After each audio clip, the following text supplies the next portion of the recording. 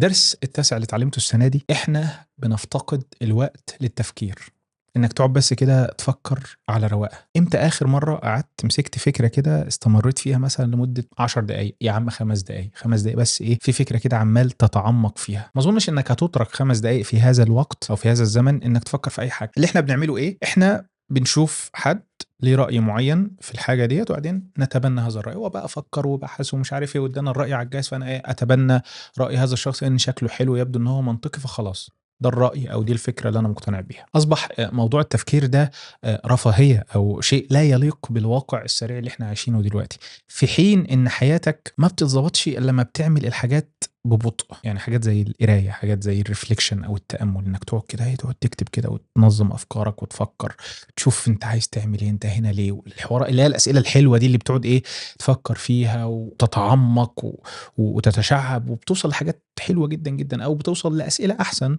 تدور لها على إجابات أفضل. بالمناسبة تشارلي مانجر اللي هو يعني معظم الناس تعرف وارن بافيت اللي هو يعني يعتبر أفضل وأنجح مستثمر في التاريخ، تشارلي مانجر صاحبه يعني معاه في نفس قصة الكفاح والنجاح ديت، هما دايما مع بعض يعني. فكان بيقول ان اكتر حاجه كانت مفيده بالنسبه له واللي هو محافظ عليها يعني زي بص ما بيفوتهاش خالص، هو فكره ان هو بياخد وقت انه يقعد يفكر، بس اقعد نص ساعه افكر.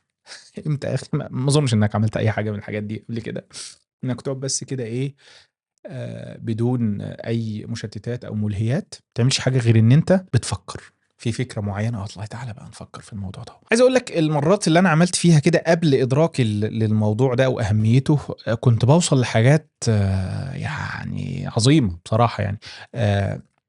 المرات اللي افتكر يعني ان انا عملت ده هي كانت صدف، ان انت وقتها ما كانش فيه مشتتات وملهيات، او كان في حاله معينه ساعدت ان الواحد يقعد يفكر في نقطه معينه لمده، للدرجه اللي خلت مثلا مراتي تنبهني او تنادي عليا سرحان في ايه او بتفكر في ايه او شيء من هذا القبيل.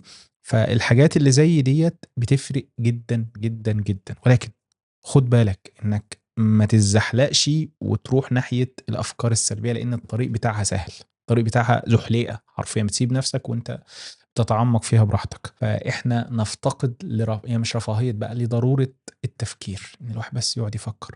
فجرب. وفي تحديات الناس بتعملها مؤخرا، ان هو بيقعد ساعه كده بعيد عن اي حاجه، مش عارف يجيب تايمر كده ساعه قاعد ما بيعملش اي حاجه، يحاول حتى يعني ايه يعمل تطهير او بيسموها ايه، ان هو يعمل ريست الموضوع، انتباه والدوبامين والحوارات اللي زي ديت يعني. فلازم ما تاخدش موضوع التفكير ده ان هو رفاهية، ولكن اصبح ضرورة دلوقتي، لان للاسف احنا ما بنفكرش مؤخرا، احنا ناخد كل حاجة على الجاهز.